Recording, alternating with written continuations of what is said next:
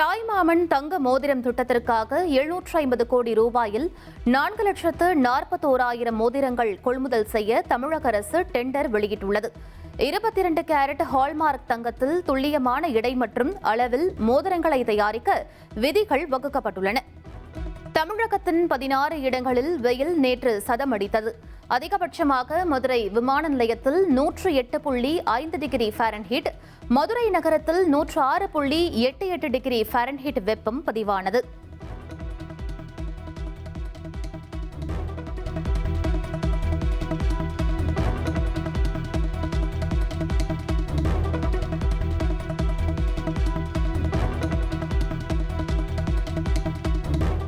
மதுரை விமான நிலைய பகுதியில் ஜூலை மாதத்தில் கடந்த 25 ஆண்டுகளில் இல்லாத அளவுக்கு உச்சக்கட்ட வெப்பம் பதிவாகியுள்ளது.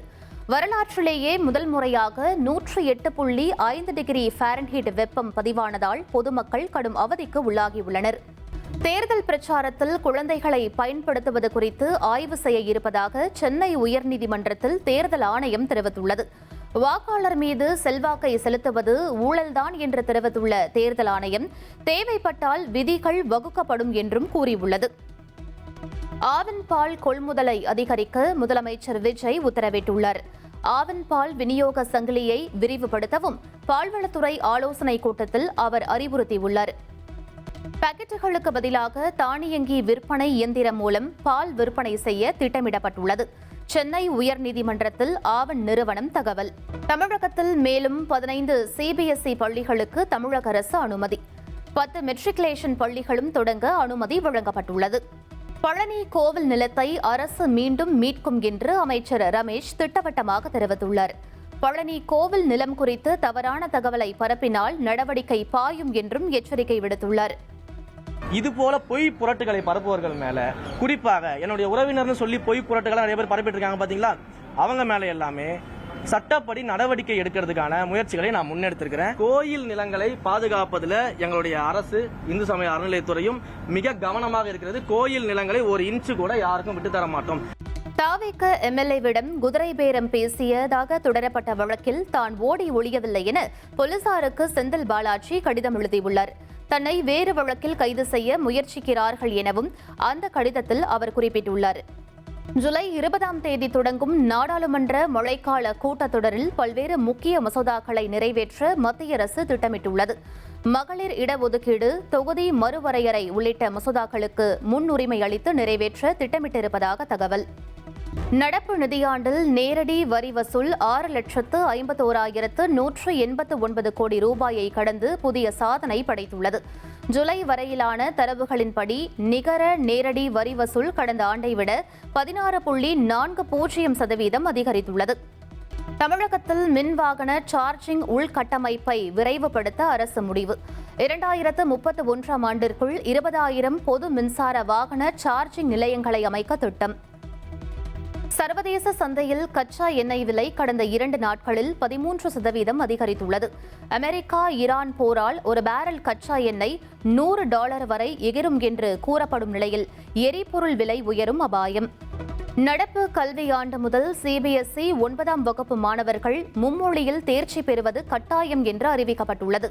3இல் 2 மொழிகள் கட்டாயம் இந்திய மொழிகளாக இருக்க வேண்டும் எனவும் வரையறுக்கப்பட்டு இருக்கிறது. தமிழகத்தில் மக்கள் தொகை கணக்கெடுப்பு பணி நாளை மறுதினம் தொடங்க உள்ளது. பொதுமக்கள் ஆன்லைன் முறையில் தரவுகளை அளிக்கலாம் என தெரிவிக்கப்பட்டுள்ளது. நாமக்கல்லில் முட்டை கொள்முதல் விலை 5 காசுகள் உயர்ந்து ரூபாய் 6.75 உயர்வு. தேசிய முட்டை ஒருங்கிணைப்பு குழு அறிவித்துள்ளது. நீட் மறுதேர்வுக்கான விடைத்தாள் நகல்களை இணையதளத்தில் தேசிய தேர்வு முகமை வெளியிட்டுள்ளது. மாணவர்கள் இன்று காலை 11 மணி வரை ஆட்சேபனைகளை தெரிவிக்கலாம் என்று அறிவுறுத்தப்பட்டுள்ளது. ஆடி மாதம் பிறக்க உள்ளதை முன்னிட்டு ஆனி மாதத்தின் கடைசி நாளான ஜூலை 16ஆம் தேதி சார் பதிவாளர் அலுவலகங்களில் கூடுதல் முன்பதிவு டோக்கன்கள் ஒதுக்கீடு. ஒரு சார் பதிவாளர் அலுவலகத்திற்கு 150 டோக்கன்களும் 2 சார் பதிவாளர்கள் உள்ள இடங்களுக்கு 300 டோக்கன்களும் வழங்க உத்தரவிடப்பட்டுள்ளது. பெரம்பூர் சட்டமன்ற உறுப்பினர் மேம்பாட்டு நிதியிலிருந்து 3 கோடி ரூபாய் மதிப்பிலான திட்டங்களை மேற்கொள்ள வேண்டும். சென்னை மாநகராட்சி ஆணையர் சமீரனுக்கு முதலமைச்சர் விஜய் கடிதம் எழுதியுள்ளார். பழனி கோவில் சொத்துக்களை பத்திரப்பதிவு செய்ய தனி நீதிபதி பிறப்பித்த உத்தரவை எதிர்த்து மேல்முறையீட்டு மனு தாக்கல் செய்யப்பட்டுள்ளது. கோவில் நிர்வாகம் சார்பில் தாக்கல் செய்யப்பட்ட இந்த மனு உயர்நீதிமன்ற மதுரை அமர்வில் இன்று விசாரணைக்கு வருகிறது. நெல்லை வீரவநல்லூர் தந்தை மகன் இரட்டை கொலை வழக்கில் 2 பேர் சேரன் மகாதேவி நீதிமன்றத்தில் சரண். ஏற்கனவே 14 பேர் கைது செய்யப்பட்டுள்ள நிலையில் கைது எண்ணிக்கை 16ஆக உயர்ந்துள்ளது. சபரிமலை தந்திரியின் மகனை புதிய தந்திரியாக நியமிக்க தங்களுக்கு ஆட்சேபனை இல்லை என திருவிதாங்கூர் தேவசம் போர்டு தெரிவித்துள்ளது. வழக்குகள் நிலுவையில் இருப்பதால் கேரள உயர்நீதிமன்றத்தின் முறையான அனுமதியை பெற்ற பின்னரே இறுதி முடிவு எடுக்கப்படும் என தேவசம் போர்டு விளக்கமளித்துள்ளது. கால்பந்து உலகக்கோப்பை அரையிறுதிப் போட்டியில் பிரான்ஸ் அணியை 0-2 என்ற கணக்கில் வீழ்த்திய ஸ்பெயின் அணி இறுதிப் போட்டிக்கு முன்னேறியது. தொடர்ந்து 3வது முறையாக இறுதிப் போட்டிக்கு செல்லும் வாய்ப்பை பிரான்ஸ் நழுவவிட்ட நிலையில் ரசிகர்கள் அதிர்ச்சி. முதல் ஒருநாள் போட்டியில் இந்திய அணி அபார வெற்றி பெற்ற நிலையில் பர்மிங்ஹாம் மைதானத்திற்கு வெளியே இந்திய ரசிகர்கள் கொண்டாட்டத்தில் ஈடுபட்டனர். ஆட்டம் பாட்டத்துடன் கொண்டாடி மகிழ்ச்சியை வெளிப்படுத்தினர்.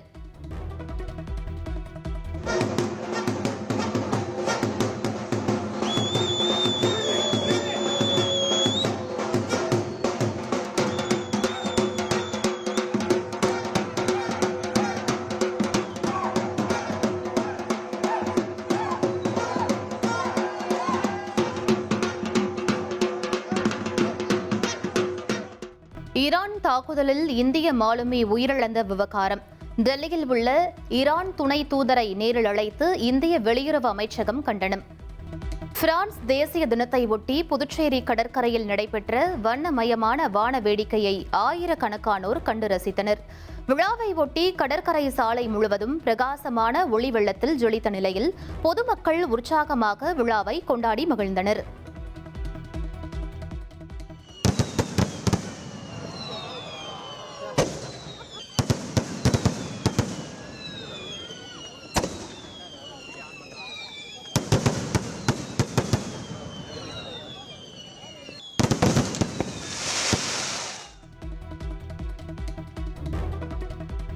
தூத்துக்குடி மாதா நகர் பகுதியில் சேகர் என்ற கறிக்கடைக்காரர் போதை கும்பலால் கொடூரமாக படுகொலை செய்யப்பட்ட சம்பவம் பரபரப்பை ஏற்படுத்தியுள்ளது.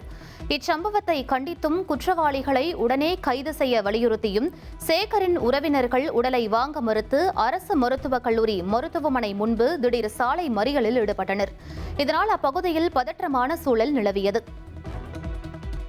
சேலம் மாவட்டம் மேட்டூர் அருகே சாணாரப்பட்டி ஊராட்சி செயலாளர் மாதவன் பொதுமக்கள் காலில் விழுந்து நூதன முறையில் தண்ணீர் வரி, வீட்டு வரிகளை வசூல் செய்துள்ளார். தண்ணீர் வரி, வீட்டு வரி கட்டணங்கள் செலுத்தாமல் நிலுவையில் உள்ள நிலையில் விழிப்புணர்வை ஏற்படுத்த பொதுமக்கள் காலில் விழுந்து கட்டணத்தை வசூல் செய்து வருவதாக அவர் தெரிவித்துள்ளார்.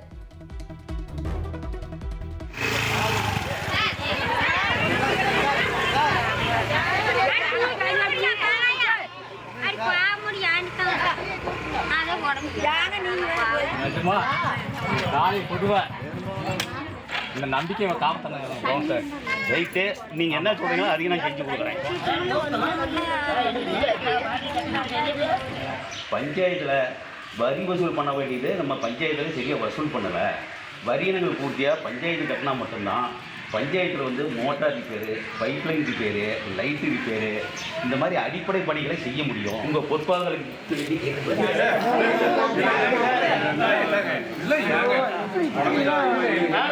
அந்த அளவு நான் போயிட்டேன். கள்ளக்குறிச்சி மாவட்டம் தியாகதுருகத்தில் அரசு பேருந்தில் பள்ளி மாணவர்கள் படிக்கட்டில் தொங்கியபடி ஆபத்தான முறையில் பயணம் செய்ததால் பரபரப்பு ஏற்பட்டது. மாணவர்களின் உயிருக்கு ஆபத்து ஏற்படக்கூடும் என்பதை உணர்ந்த அரசு பேருந்தின் நடத்துனர் பேருந்தை பாதியிலேயே நிறுத்தியுள்ளார். இதனால் நடத்துனருக்கும் மாணவர்களுக்கும் இடையே வாக்குவாதம் ஏற்பட்டதுடன் அப்பகுதியில் சிறிது நேரம் பரபரப்பு நிலவியது.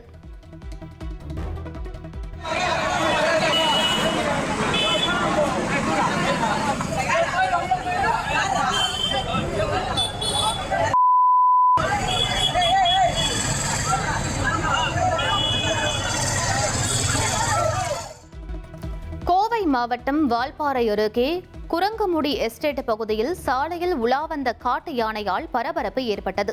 பேருந்து சென்ற சாலையின் குறுக்கே யானை நின்றதால் பொதுமக்கள் அச்சமடைந்தனர். அரசு பேருந்து ஓட்டுநரின் சாமர்த்தியத்தால் பேருந்தில் பயணித்த அனைவரும் பாதுகாப்பாக தப்பினர்.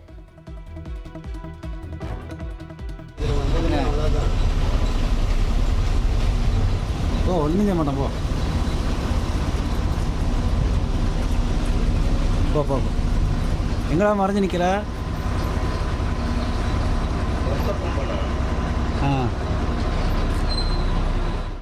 நீலகிரி மாவட்டம் கூடலூர் அருகே காட்டு யானைகள் குடியிருப்பு பகுதிக்குள் நுழைந்ததால் பரபரப்பு ஏற்பட்டது. அப்பகுதியில் உள்ள ஒரு வீட்டின் வளாகத்திற்குள் நுழைந்த யானைகள் வீட்டு வாசலில் இருந்த தென்னை மரத்தின் ஓலைகளை தின்றன. இதனை கண்டு வீட்டில் இருந்தவர்கள் அச்சமடைந்தனர்.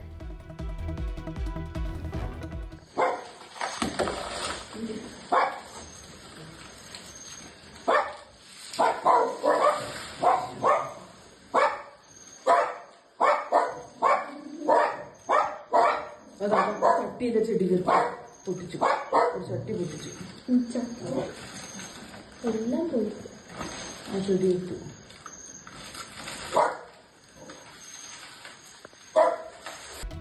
ராணிப்பேட்டை மாவட்டம் ஆற்காடு அருகே தனியார் வங்கி ஏடிஎம் இயந்திரத்தை வெல்டிங் வைத்து உடைத்து 7 லட்சம் ரூபாய் பணம் கொள்ளையடிக்கப்பட்ட சம்பவம் பரபரப்பை ஏற்படுத்தியது. களவை முள்வாடி ஆதிபராசக்தி கலை மற்றும் வேளாண்மை கல்லூரி நுழைவு வாயில் அருகே இந்த துணிகர திருட்டு சம்பவம் அரங்கேறியுள்ளது.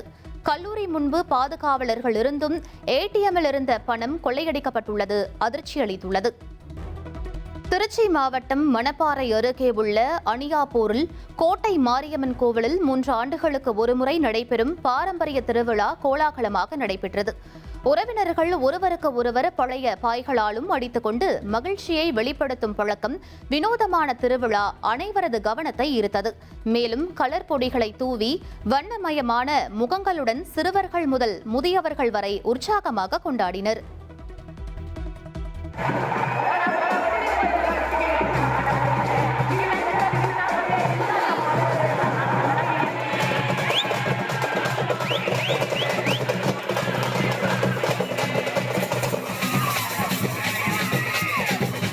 தென்காசி மாவட்டத்தில் சுற்றுச்சூழல் துறை அமைச்சர் ராஜீவ் 1.41 கோடி ரூபாய் மதிப்பீட்டில் கட்டப்பட்ட 6 புதிய வகுப்பறை கட்டடங்களை திறந்து வைத்தார். மாணவர்களுக்கு இனிப்புகள் வழங்கி மரக்கன்றுகள் நட்ட அவர் பிளாஸ்டிக் பொருட்களை தவிர்க்கவும் படிப்புடன் விளையாட்டு திறனையும் மேம்படுத்திக் கொள்ளவும் அறிவுறுத்தினார். மேலும் விளையாட்டுத் துறையில் வேலைவாய்ப்பு அதிகம் இருப்பதால் அதில் கவனம் செலுத்துமாறும் மாணவர்களிடம் வலியுறுத்தினார். பல்கலைக்கழக மானியக் குழுவின் விதிமுறைகளை பின்பற்றி சென்னை பல்கலைக்கழக தொலைதூர கல்வி நிறுவனத்தின் பெயர் அதிகாரப்பூர்வமாக மாற்றப்பட்டுள்ளது. இனிமேல் இக்கல்வி நிறுவனம் தொலைதூர மற்றும் இணையவழி கல்வி மையம் என்று அழைக்கப்படும் என பல்கலைக்கழக நிர்வாகம் அறிவித்துள்ளது.